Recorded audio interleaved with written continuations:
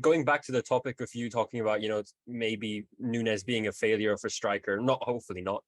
But Chelsea, if you want some thoughts of a Chelsea's fans, we can give you a whole list of, we've got a roll of strikers who have not succeeded at Chelsea. So our experience hasn't been as good as, I would say, But Liverpool Mohammed, and Man City's. there's a huge difference, right? Because I mean, at Liverpool, the final say and the say was by Michael Edwards and Jurgen Klopp. They worked together so well.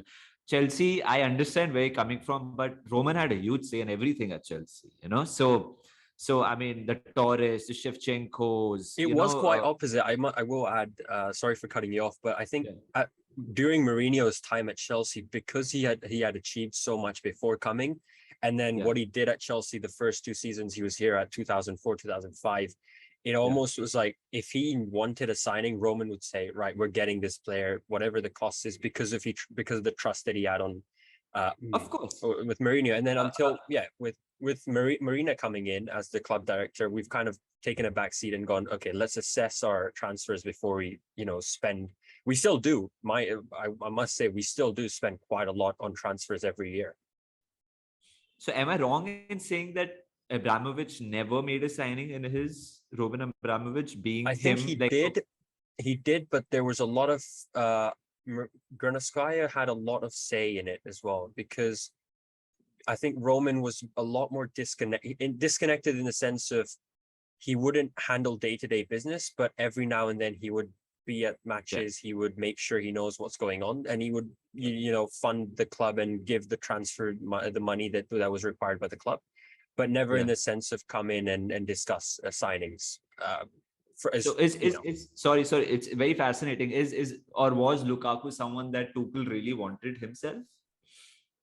From what I've heard, Lukaku was favored at Chelsea, and the fans were keen on it. And then with that, it was like we needed a striker because Batshuayi at Chelsea wasn't working out. Werner and Kai Havertz, were struggling, and we wanted a number 9, someone who can bully the opposition, bully the defenders, and which is why, and with the stats that Lukaku had with Inter, it was a no-brainer, and it almost felt like Inter it was a great trade deal because Inter wanted the money, and they wanted to they were ready to sell Lukaku for whatever came, and Chelsea bought him out. And then when we saw him at the first season, a lot of us fans were saying, give him another season, we're fine with that. But then his antics off the pitch was what put off a lot of Chelsea fans, and and the things that he said in the media, which as a professional player you should not be saying publicly, at least.